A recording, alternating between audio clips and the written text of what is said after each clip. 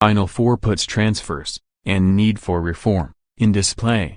San Antonio, App. As the NCAA deals with corruption in college basketball and faces questions about sexual assault scandals on campus, the association is finally moving toward reform on far less somber subject that has been every bit as vexing, transfer rules. How complicated could this be? NCAA President Mark Emmert said at the Final Four in San Antonio. It's about students changing schools. And yet I've never seen anything that's quite as intractable a problem as this one, because you just can't get agreement. After years of NCAA committees and task forces talking about reforming transfer rules, change is on the horizon. The latest working group expects to have a proposal for NCAA leadership to consider by late April, so real reform could be in place by next school year. The result is likely to limit the power schools and coaches have over if and where a player can transfer, and maybe even eliminate the required redshirt year for some transfers, but not all. In men's college basketball, the number of Division I players who transfer from one four-year school to another has risen from 10% in 2010 to about 13% in 2016, according to the NCAA. Only soccer had a higher percentage of its athletes transferring between four-year schools among men's sports. At the Final Four this weekend, each team will start at least one player who transferred in. Including players sitting out to comply with NCAA rules, Villanova, 1, Kansas, 2, Loyola Chicago, 3, and Michigan, 3, have a combined 9 transfers on their rosters. Michigan's 3 transfers have all taken different paths to Ann Arbor. Charles Matthews started his college career at Kentucky, one of many star recruits in John Calipari's program.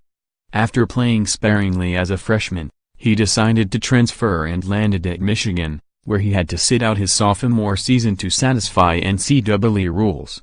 It's called a year in residence. It's not fair, but it is what it is, Matthews said. Duncan Robinson came to Michigan after playing his freshman season at Division III Williams College. It was huge for me, Robinson said about sitting out a season. I definitely wouldn't have been able to be impactful if I had played right away. Or as impactful. In terms of if it's fair, that's a whole different conversation. Obviously, there's some contradictions in the world of college basketball. You could go on for hours. But I'm not going to be changing them anytime soon. Not all NCAA athletes are required to do a so-called year in residence. In many sports, there is a one-time exception that allows athletes to transfer from one school to another without sitting out. The transfer working group is considering the question of whether to make transfer rules uniform across all sports.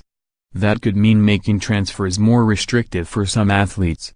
One of the concepts being considered is attaching an academic benchmark to the year in residence that would allow athletes with grade point averages of 3.0 or better to transfer without sitting out. There was also some discussion about allowing players to transfer after a school has a coaching change. Jaren Simmons went to Houston out of high school and came off the bench as a freshman. But after the head coach James Dickey and the staff that recruited him was let go, he transferred to Ohio University in the Mid-American Conference. Simmons sat out one season and played 2 as one of the Bobcats' top players.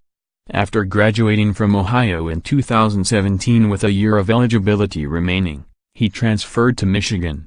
NCAA rules allow athletes who have graduated to transfer without sitting out. The graduate transfer rule has been a point of contention among many coaches, especially those at mid-major schools who fear losing key players to higher-profile programs in more prominent conferences, the way Ohio did with Simmons.